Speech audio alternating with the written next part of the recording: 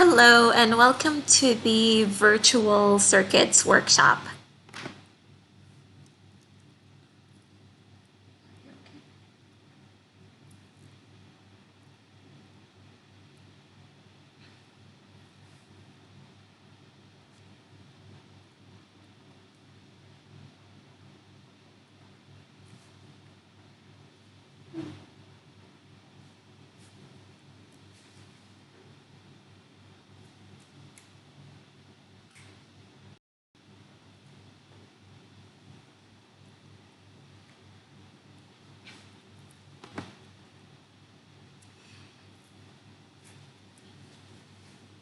Hello everyone, welcome to the Virtual Circuits workshop.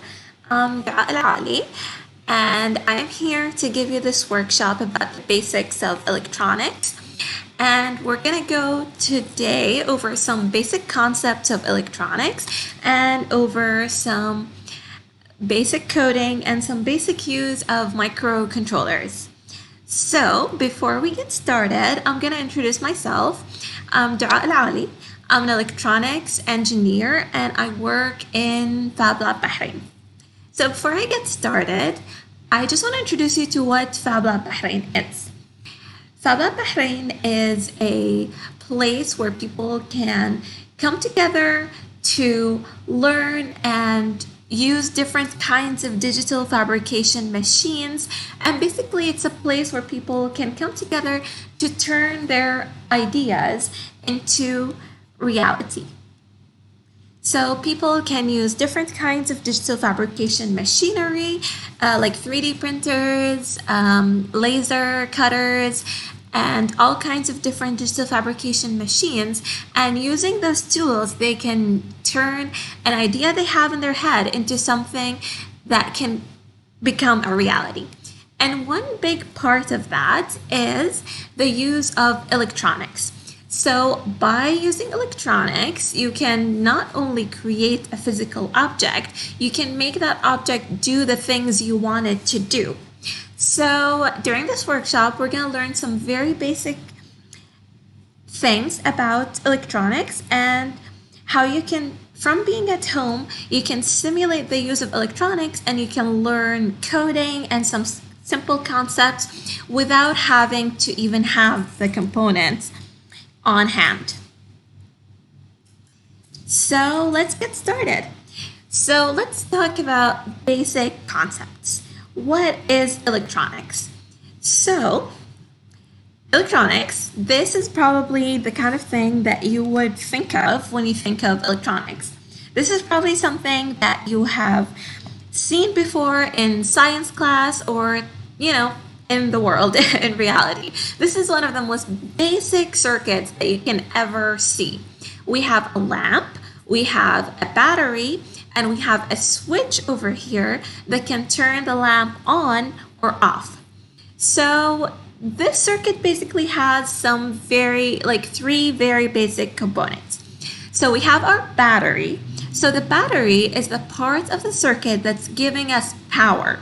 Without a battery or something that's providing power to the circuit, obviously we can't have the light turn on. So one very important part, or the very essential part of an electronic circuit, is a battery or a power source, something that will give us the power to allow the electronics to work. One other thing is the wires. If we don't have wires, we don't have means to transform that power from our power source, which is the battery, into our component here, which is the LED. And here we also have the switch. So if we turn it on, the light turns on. If we move the switch to the other side, we turn the light off. So how does that work exactly? The switch is very simple. So when it turns on, it basically allows power to flow through it and get to the light. If it's turned off, it basically cuts the wire inside and it doesn't allow power to flow into the lamp. So it's one of the simpler things that we can ever use in an electronic circuit. So over here on this battery, you can see that we have an indication plus or minus. Almost every battery that you can ever see will have that indication. It will have a plus and a minus side. If you check the batteries at your house in your remote, you will probably see that indicator. You'll see a plus and a minus. So what does that mean? So the plus and minus, it indicates the positive and the negative parts of the battery terminal. So each part of the battery, they're not the same. If you flip it, it's not going to work the same. So the positive and the negative, they have different names. Like the most common is plus and minus. That's the easiest way to indicate it. We call it a positive and a negative. Sometimes we call the negative side a ground, and we can call the positive side a voltage common collector. It's okay, you don't have to remember that. We can refer to it as VCC. We can call it VN, or we can call it by its value. So for example, the value of the battery is calculated in volts. So if it's, for example, 5 volts, we'll call the positive side the 5-volt side, and the negative, we'll call it the ground. So again, we said we had like the positive and the negative. So this here will show us how the flow works.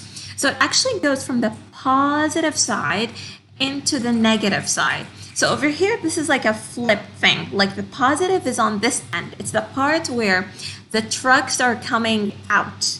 That is the positive side. So as you can see here, the way it works exactly is you can imagine it like a truck. So the truck comes out from the positive side always, fully loaded, and it reaches its destination, which is whatever electronic components there is. It unloads that luggage, and then it keeps going, and it gets to the negative part of the battery, and then it just keeps going. That's basically the easiest way to like imagine how a battery works, or like how power works. Just imagine that it comes out fully loaded, it gives the light or whatever it is, whatever component is, that load that's on the truck, and then it returns to the battery. So we have all kinds of different batteries in the world. Like if you've seen batteries before, you know, there are like bigger ones and smaller ones. Some come as a square, some come as like a cylinder, some come as like a small little coin. So what's the difference between them? They all give us power, but the thing is, they don't all give us the same amount of power. So one thing to know, those are the most common types of batteries. Those are the batteries that you find normally in your remotes, all over your house, in your toys. The batteries will probably look something like this. So we mentioned before that there's something called voltage, the amount of volts that a battery can give. But not every battery has like different voltage, even if it's smaller or bigger. All of those on the screen right now, like from the smallest to the largest, they all give us 1.5 volt. So you might be wondering, okay, what's the difference? If the smaller one can give me 1.5 volts, if the bigger one can give me 1.5 volts, why are they different shapes? Why are they different sizes? Well, the size of the battery basically indicates to us the capacity of the battery. So moving on, over here, we have the smaller, the teeny tiny battery over here, and we have the bigger one over here, and they're both connected to the same thing. They're both connected to a small, little, teeny tiny light. So what's the difference? They both give us 1.5 volts. The difference is this little battery is not going to last as long. So this little battery maybe will keep the light turned on for maybe a day, maybe 2 days. But this big battery over here will probably keep it going for 4 days or 5 days continuously. So larger batteries have more capacity. Like they have more, they have the same voltage. So this one is 1.5 volts, this one is 1.5 volt, but this one will last longer. So that's the difference between them. And the thing is, not all components that we can connect to a battery can take the same amount of power. For example, over here we have the same exact battery exactly the same one, connected to different things. So this one over here is connected to a teeny tiny LED. The one over here is connected to a motor, a bigger motor that can spin. So which one do you think would last longer? The answer is the one with the light on it, because the light doesn't take that much power from the battery. We calculate this by something called amps, current. So this little tiny light, it only takes 0.02 amps, which is not really that much. And this big motor over here, it takes way more. It takes 1.5 amp. So in this kind of situation, this little teeny tiny battery would not be really great for use with this motor. We probably want to use a bigger battery because, like we said, the bigger batteries have more capacity. And for something small like the light, the lamp, this small battery would be good because it doesn't need that much power. It doesn't need that much current. So I did mention first that we're going to do some simulation. So what we're going to do today is we're going to use this software, or like this website basically, that's called tinkercad.com-circuits. So when you go to it, tinkercad.com/circuits, this is what you'll find. This is what the website looks like. What I'm going to do right now is I'm going to launch Tinkercad Circuits. What Tinkercad Circuits is, it's basically a simulation website that lets us simulate electronics. If you don't have batteries at home, if you don't have like lamps at home, you can try to use this website, and this website will let you see what happens when you connect everything a certain way. So when I launched it, when I clicked on launch, this is the page that came up for me. So we'll see here, I have like this big area over here. This area is kind of like my work area. I have here on the side some components that I can use. And over here I have like some controls to delete it, to go back, to undo, all kinds of different things. So what we're gonna do right now is I'm gonna go to here. It lets us put like individual components. Like for example, I can put an LED on its own, or I can go over here to the basics and I can put like a circuit that's already made and see how it would work. So over here, I've got like a small coin battery, and this coin battery is 3 volts, and I have a little LED connected to it. You'll notice something. This LED has this thing over here, and even the ones in the presentation we were just looking at, it has this thing. But what is this thing? This little thing would be with the battery. So what is that? Here, what I can do is I can click on Start Simulation, and it will start the simulation for me. And you'll see that when I clicked on Start Simulation, the light turned on. Tinkercad also lets me change the color of the LED. So if I wanted it to be green, if I wanted it to be yellow, white, it will let me do that. All right, so back to this little thing. What is that? What do you think that is? This is something that's called a resistor. So as the name might imply, the resistor resists.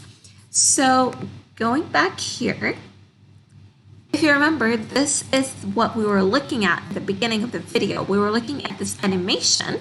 So we have here the trucks moving, and they're unloading at the light, and then they're going back empty. The thing is, not all components need the same amount of the load.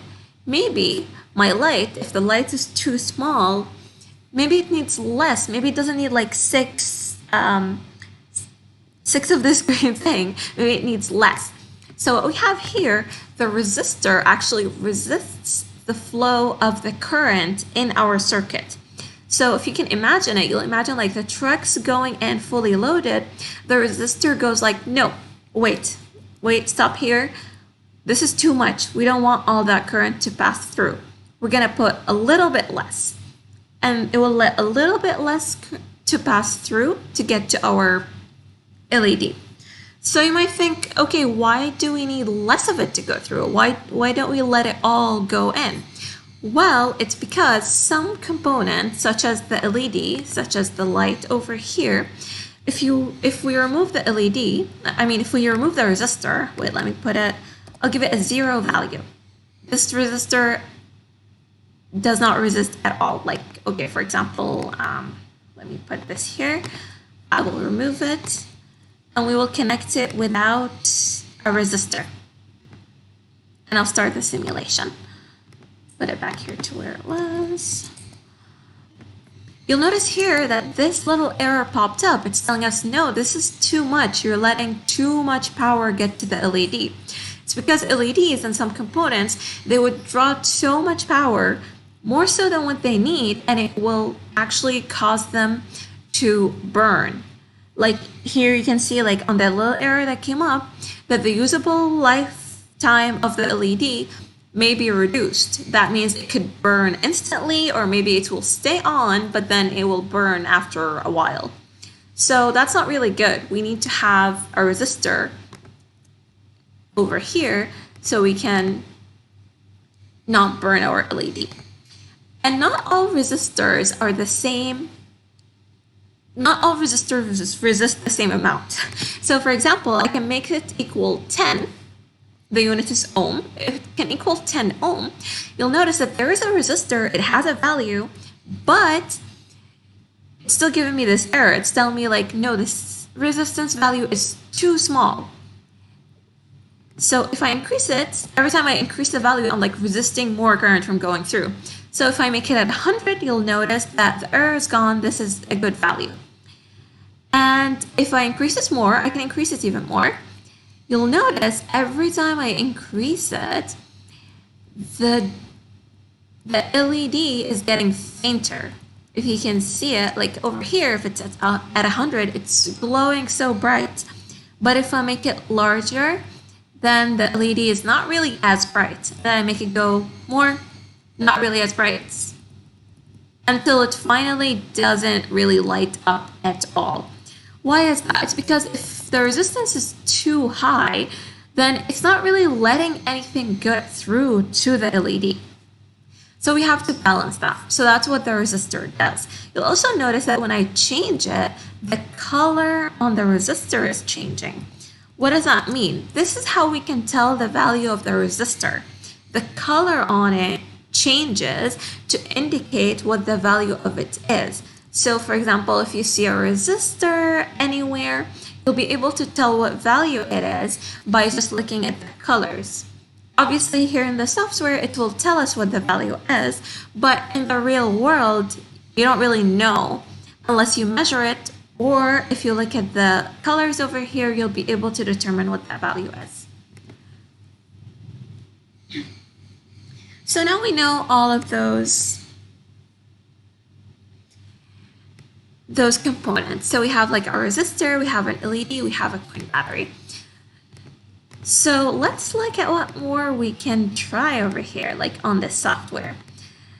A minute ago when we were testing in the presentation, in the presentation, this basic circuit, we had a switch. So let's try to do that. Let's try to add a switch to our circuit here. So here I have a bunch of different examples. If you look over here, let me put this here. There we go. So over here, you'll notice that I have in this circuit, I have the same thing. I have the LED, I have the resistor, and I have the battery, but it's not really turning on. Until I click here on the switch, it turns on. I click here, it turns off. So this software is really letting me try all kinds of different things, and it's showing me the way it's connected to the battery and to the LED. You'll notice one thing over here in like the part coming out of the battery, on this side, it's always coming out as black. So this is the negative side of the battery. The wire coming out is black. I can actually change its color. Like I can click on it and I can make it turquoise, I can make it purple. But one thing we always do in electronics, we always try to keep the negative side black and the positive side red.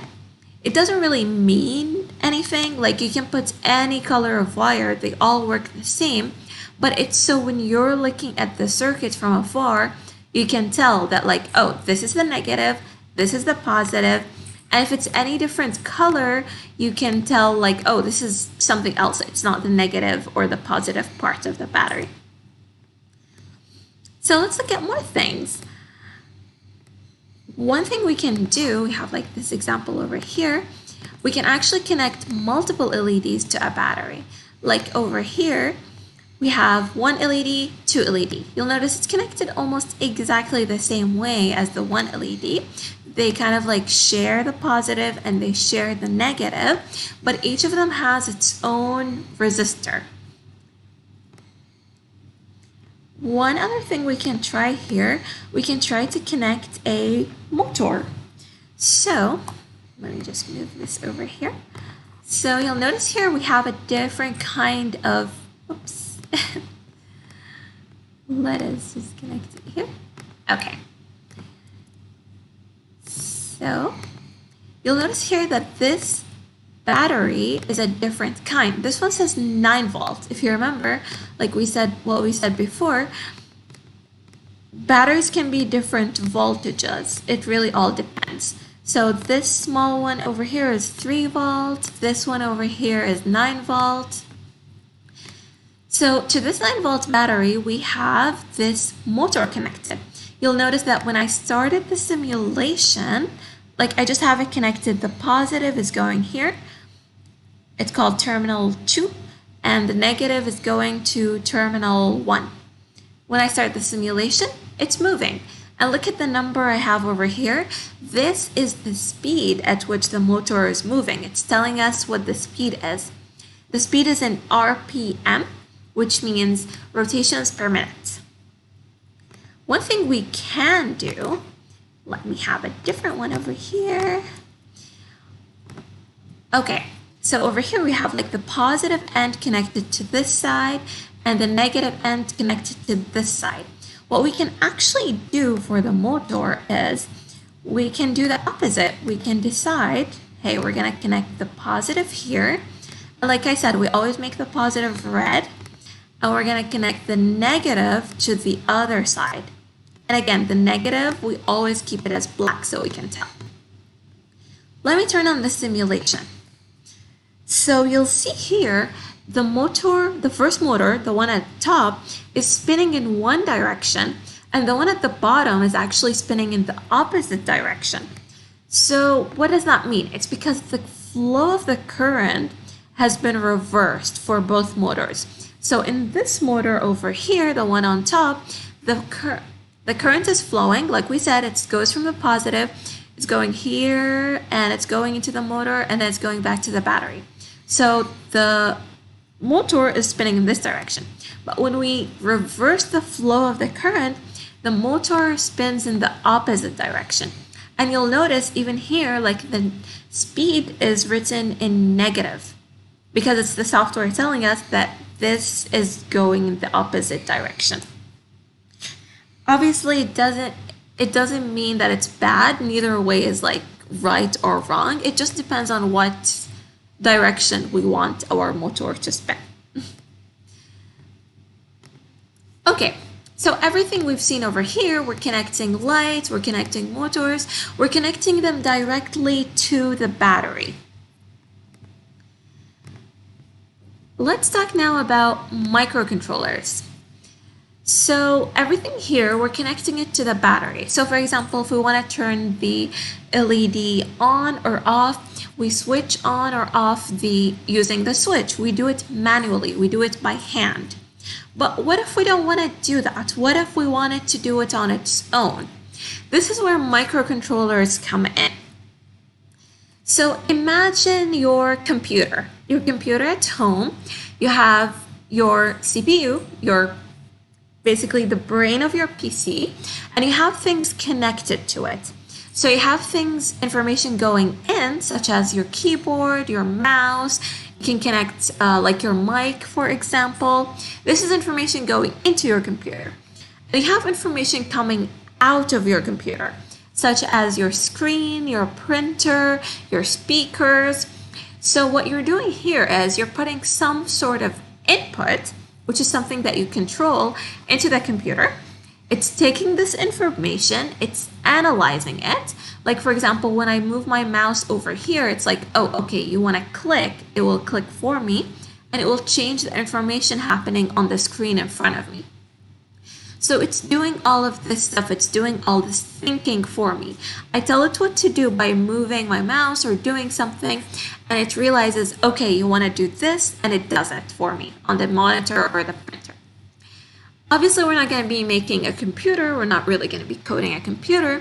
We have things that work on the same concept. So we have some types of microcontroller. This is called a Arduino. So this is an Arduino Uno. You can see it here on the screen. So this Arduino Uno is a type of microcontroller. You can basically program it yourself, so you can tell it what to do.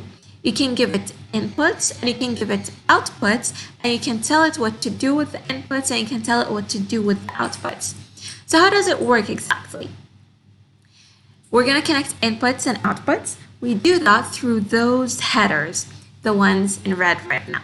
So we can plug things in to the microcontroller, and you can plug things out of the microcontroller, like we can plug a motor, we can plug an LED like we did a moment ago to the battery, except here we can tell it when we want the LED to light up. We can tell it when we want the motor to start or not to start. And we can do all different types of things, not just LEDs and microcontrollers. So how does it get power? Before, we got power through the battery. Over here, it doesn't work on its own. Like if you just had it this way, it's not going to do anything. We have to give it power. For everything to be able to work, we have to connect it to some sort of battery or a source that gives it voltage. So here, to give it voltage, we have those two different ports.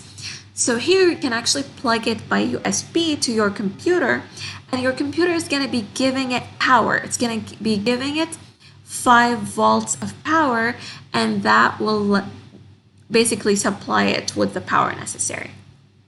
So where does all the calculation happen? We mentioned in the case of the computer and the CPU, the calculations happen. Over here, this is the part that does the calculations.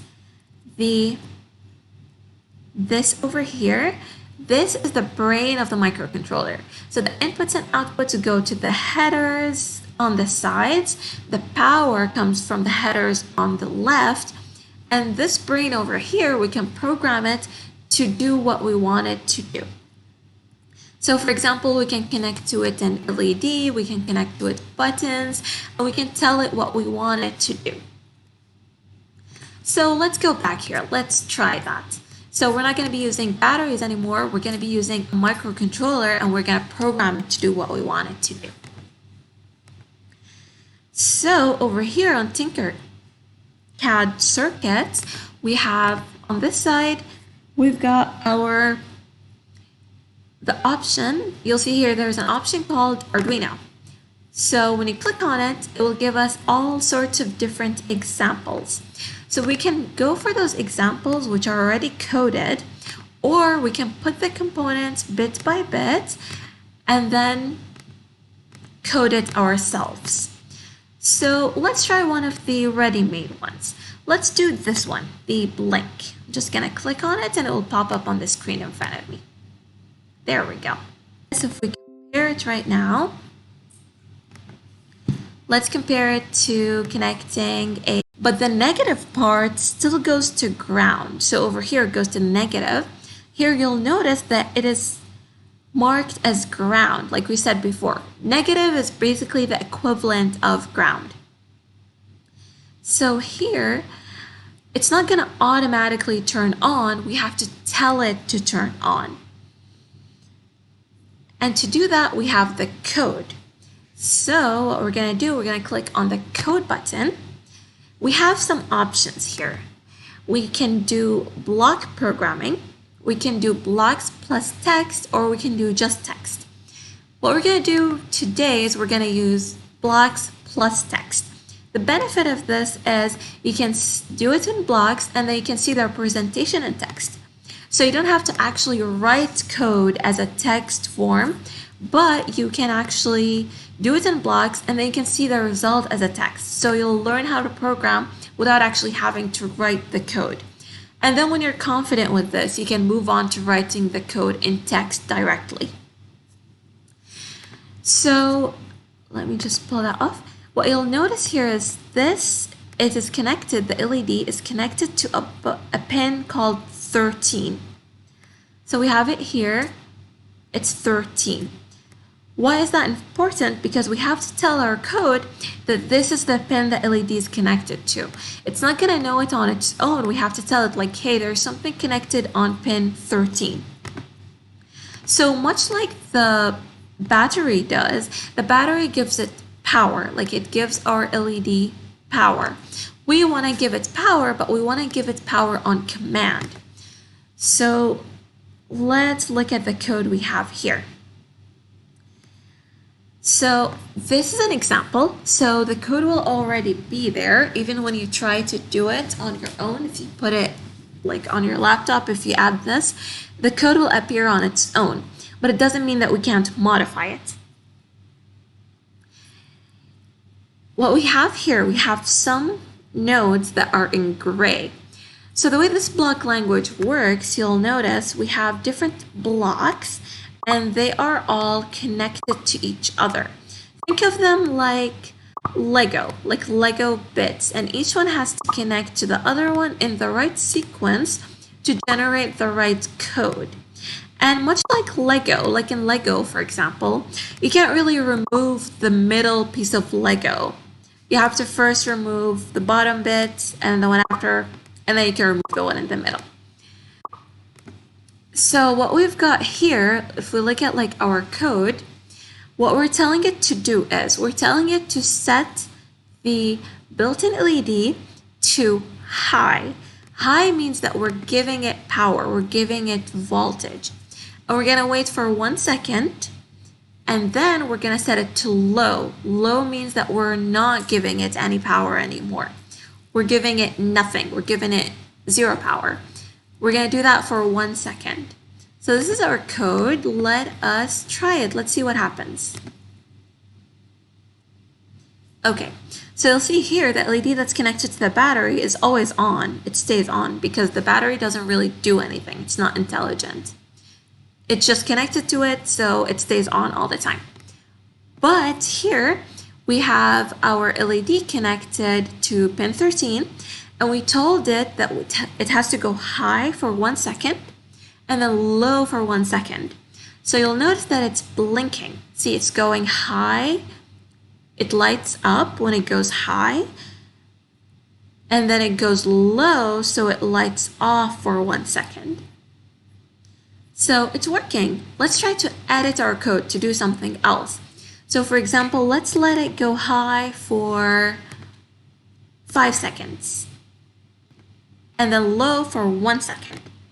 You'll notice here, let me remove the code, there we go. So it goes on for a little bit, 1, 2, 3, 4, 5 seconds, and then off for 1 second, and then on again. So this is how we control this.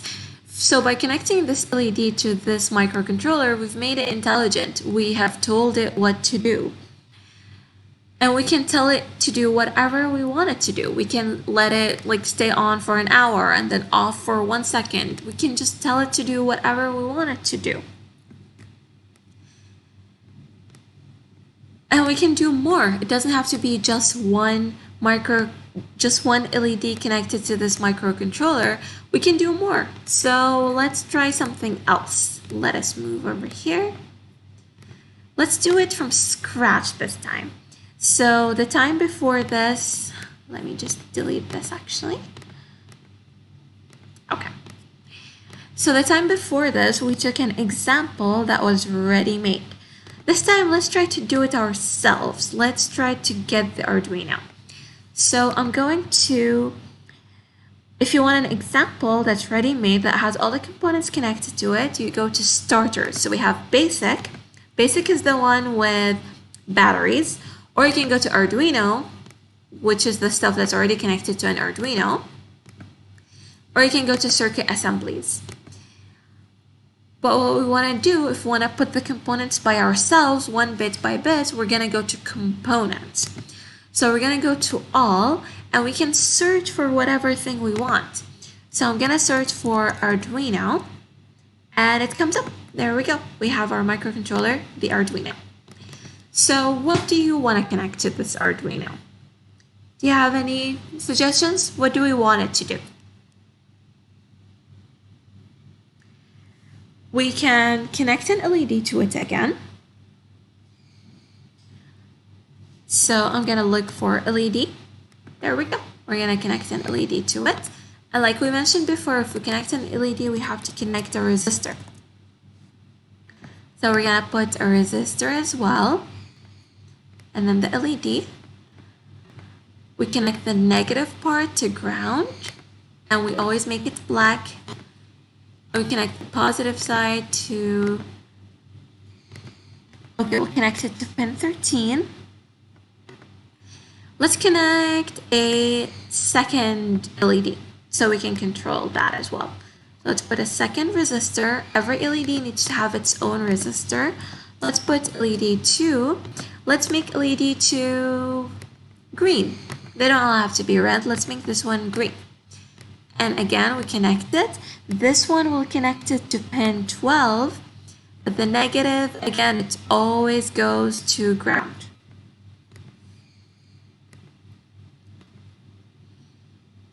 There we go. Connect it to ground. We'll make it black. Let's make it look a little bit better. There we go. Okay, we can connect something else. We tried using a motor a minute ago. Let's connect a motor. So when we look for motor, we have different types of motors. What we're going to use is this little DC motor. So we have this little DC motor. We're going to connect this side of it to ground. For the motor, we can connect whatever side we want to ground. It doesn't have to be like a specific side. And the positive side, we're going to connect it to, for example, 10. There we go. It's connected. Let's give them different colors so we can see it from afar. So we'll make this orange. We'll make this blue, for example. It doesn't matter, they can all be green. It doesn't really matter what color the wire is. The only benefit is if they're all the same color, if they're all a different color, it makes it easier to tell which one is which. And it's always a good idea to like arrange our wiring so it looks neat. Again, it doesn't really matter, but when you see it from afar, you can tell what's going on if it's like a neat wiring. Maybe on this software it doesn't matter, but if you want to move from software to using actual electronics, it always helps to have organized wiring. Okay, so we have this. We have 2 LEDs and 1 motor connected. Let's write a code for it. So we have the code from a minute ago that was telling us to set the built-in LED to high for 1 second and to wait for 1 second, and then set it to low and then wait for 1. You'll be asking, like, what is built-in LED? Why is it called like built-in LED? We have like the pin numbers over here. Why is this one called built-in LED? It's because for Arduino Unos, the 13 is basically called built-in LED. But the rest of them, they don't really have names. So only 13 is special. It gets a special name. The rest, they don't really get any special names. They're just called 12 or 11. So let's do this. Let us set the rest of them. Sorry, I'm gonna put this one. So I'm gonna set pin. We can look over here. It gives us a list of all the possible pins we can pick. So we have the built-in LED, the special one, number 13. We also have another LED that's connected to 12. So let's pick number 12. And then we're gonna set it to high. Let us set it to low later. So we go to 12 and we're gonna set it to low.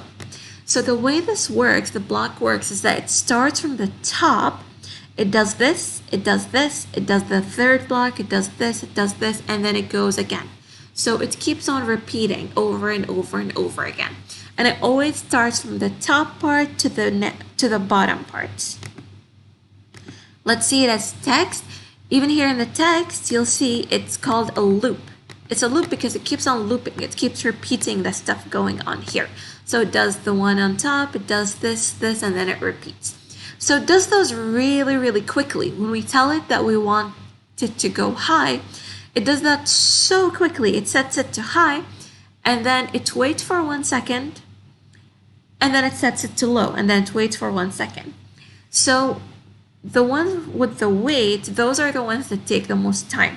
Everything else, it does it extremely, extremely fast. So we have pin 12 and we have pin 11. That's where the motor is. Let's add that as well. So we're gonna pick it here. You'll notice here I'm getting it from this side, which is called output because it's an output. So we're gonna set pin 11 also to high. We can set whatever we want. And then let's add it at the bottom so it can go back to low. When it goes to low, it means it's not giving it any power. There we go. This is our code. Let's try. Let's see what happens. So it's supposed to put everything to high for 1 second and then put it to low. Whoops. See what happens over here? Like when I did the simulation, the LEDs were turning on and off, but the motor just kept on going. It kept on working. Why is that? When I'm looking at the code, I can see here that I set everything to high, I'm giving it power, and then I'm setting it to low, except for the motor. I kept it at high, which is wrong. So I have to set it back to low.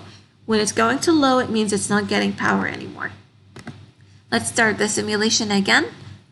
And there we go. You can see we have our LEDs turned on for a little bit and the motor turned on for 1 second and then it turns off for 1 second. We can do the opposites. Like for example, we can decide when the LEDs are on, we want the motor to be off. So we do this by reversing. So now I've set both LEDs to high, but the motor to low, and then the opposite. So let's try. You'll notice now when the LEDs are on, the motor is off. When the motor is on, the LEDs are off, and so on. So this is all output devices. What about input? What about switches? Let us try something else. Let's try a switch. I'll go back to the examples that are available.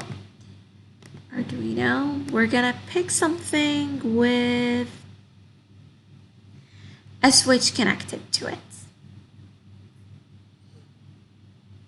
Or a button. Let's pick something with a button. So over here, we've got a button.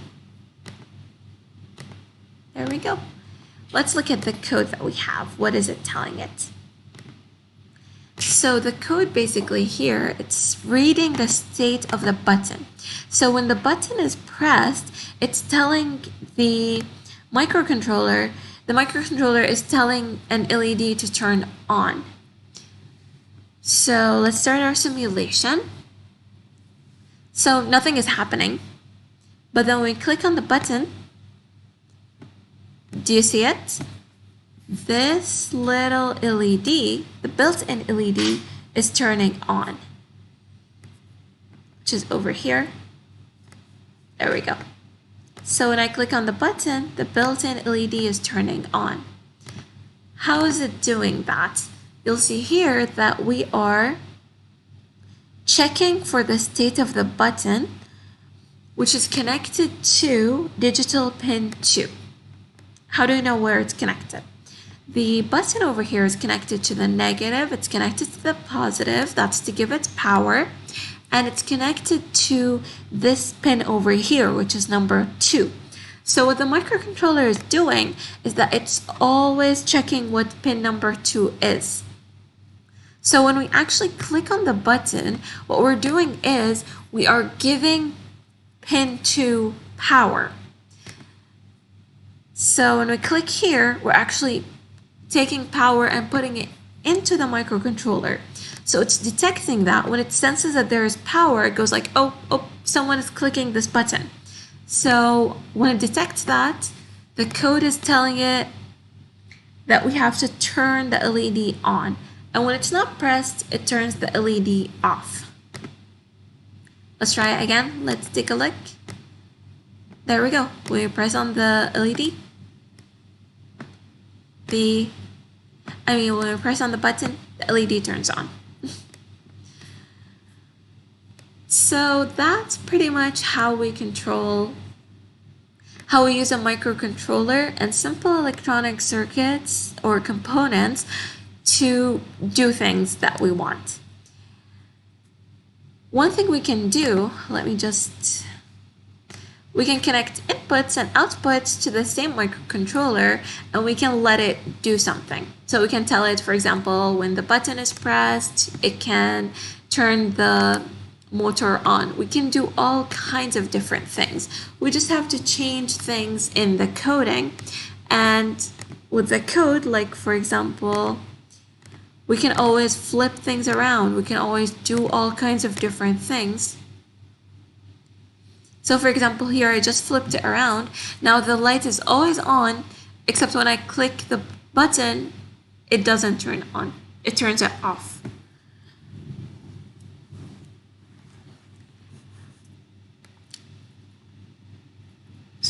Again, this is not really the only things we can do with tinkercad. We only covered a very, very small portion of it.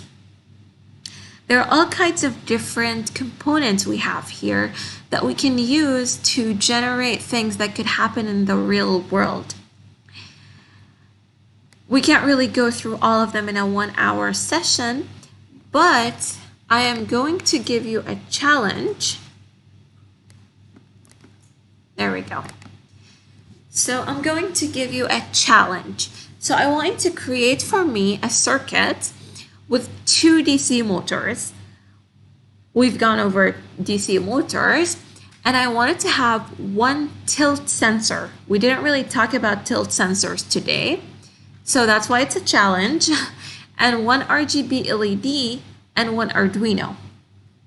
So in this circuit, the following must happen. You must have 1 motor go in the opposite direction than the second motor. And motor 1 should work for 1 second and then stop working for 1 second. When motor 1 is on, motor 2 must be off. And when the tilt sensor is in its normal position, the RGB LED must be green. And when the tilt sensor is triggered, the RGB LED must be red. An RGB LED is an LED that can change color. So we have 1 LED here, but it's capable of changing colors. And a tilt sensor is kind of like a switch, but the way we turn it on and off is not like a switch. We don't just like click on it. We turn it on by tilting it, by rotating it. So all those components are available. This is the challenge that I want you to do. And if you want the answer to this challenge, I will post it on Sunday. So you have the weekend to come up with the answer to this challenge. And on Sunday, the answer to this challenge will be posted on the Fab Lab Bahrain Instagram and on this video's description. I want you to try to do it. If you manage to do it, do send us a video of yourself and of your code to show that you did actually manage to do that challenge. And if you even need any help, you can also ask us. So that's it for today's session. I will leave you with the challenge. That's something you can try to do now, or you can try to do over the weekend. If you manage to do it, show us your results. And if you have any questions, you can ask them now.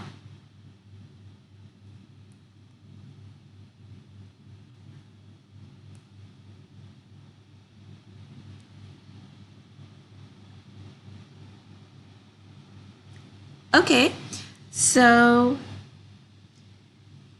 a question, how to use the RGB LED. Okay, so I didn't really explain it because it's a part of the challenge, but I can hint on how to use it. So we've got this RGB LED. You'll notice that the RGB LED is different than a normal LED. The normal LED only has two ends. It has positive, it has negative. But the RGB LED has four. It has one called red, one called cathode, one called blue, and one called green. So the way the RGB LED works, it works kind of like a normal LED. You can connect you have to connect like a resistor to it. But the difference is, if you send a signal, for example, if you send a high to the red, then it will light up red. If you send a high to the blue, it will light up blue. And if you send a high to the green, it will light up green. So let's try to use it. Let's add a resistor. Okay, so each pin here, it needs a resistor. So over here, the red goes to the red. So let's connect each of them to a different. So the blue goes to pin number 11, and let's connect the green to pin number 10. And the cathode means the negative, that always goes to ground. Let's give it a black color so we can tell. And let's actually give those the color. So this is red. So let's make it pink. I'm not making it red because red is reserved for like the positive terminal. This is blue. Let's make it blue. Again, the color of the wire doesn't really matter. I'm only doing this so I can tell what it is when I'm programming it. When I hover over it, it tells me what color this is. So, and the green terminal is already green. So let's write a code for it. Over here we have our button, but we don't really want the code for our button right now. So we're just gonna get rid of it. There we go. So we got rid of our button code. Look at that. Let's just test out the code related to the RGB LED. So if you remember the way we did an LED, we're gonna do the exact same thing. So we're gonna set a certain pin to high or to low, and we are gonna wait a certain number of time. So what should we do? Maybe we should light it different colors in sequence. So let's first light it, for example, let's first light it red, and then light it blue, and then light it green. All right? So in order to light it red, pin 12 has to go to high, and everything else has to go to low. In order for it to light up blue, pin 11 has to go high and everything else has to go low. So let's try that. We're gonna put 3 conditions. This is for the 3 pins that we have. And let's look back. Red is number 12. So we're gonna set number 12 to high. We're gonna set number 11 and 10 to low.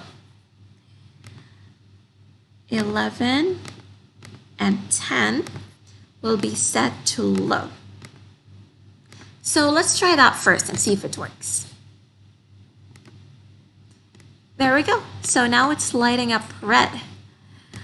Let's try to light it up different colors. Let's try to do a sequence. It lights up red first and then blue and then something else. So instead of putting the blocks again, copying them, putting them one by one, what I can do is I can duplicate. I can make a copy of it, stick it here. Except now I'm gonna put 12 low and I'm gonna put only 11 to high. Let us duplicate it again. There we go. So now we have 3 sets. And we have to make sure, the first one, only 12 goes to high. In the second one, only 11 goes to high. In the third one, only 10 goes to high. And we have a 1 second wait in between them. So if you remember, we start from the very top. So the first blocks happen first, and then it goes down and goes down. So let us try this and see what happens. So it lights up as red, and then blue, and then green. And it will keep doing this forever because that's what the Arduino does. It takes the code that we give it and it just keeps on going. It keeps on cycling through it and repeating it. So again, the way this worked is we're putting like the red one to high and everything else to low, and then we're waiting, and then we're going again to the blue, and then we're doing it again for the green. And we're waiting 1 second between it. If we remove the wait, if we didn't make it wait for 1 second, it's going to cycle through it so fast we're not going to be able to see anything change. That's why we add the wait. And we don't just have to like put this one to high and everything else to low. The thing about the RGB LED, we can put 2 of them high at the same time and it will give us a different color. So for example, we can put the red and the blue high at the same time. So what do you think the color will be if we put the red and the blue high at the same time? What color do you think it will be? If we combine red and blue, we get something like purplish. So let's try that. Let's see what happens.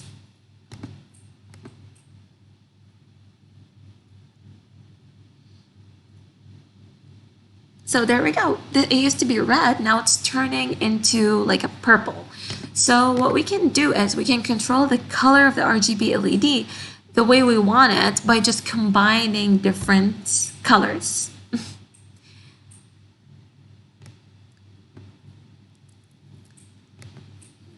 So that's basically how the RGB LED works.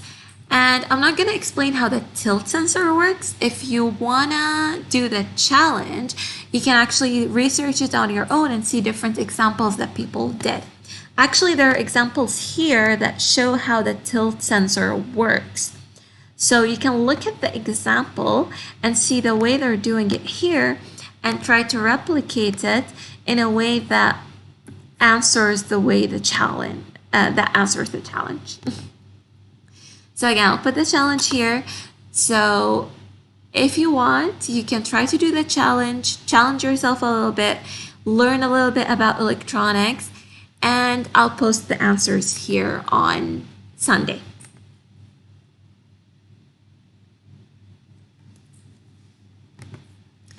All right, so that was our session about virtual electronics, the basics of electronics. I hope you learned something new.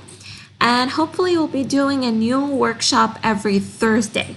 Last Thursday, the workshop was by Abdallah El-Beitan, and he did a workshop on laser. And this Thursday, obviously, we had electronics. Hopefully next Thursday, we'll have a new topic. So stay tuned. Happy learning, happy tinkering, and I hope this was beneficial. And Nasser was answering purple. Yes, that is absolutely correct.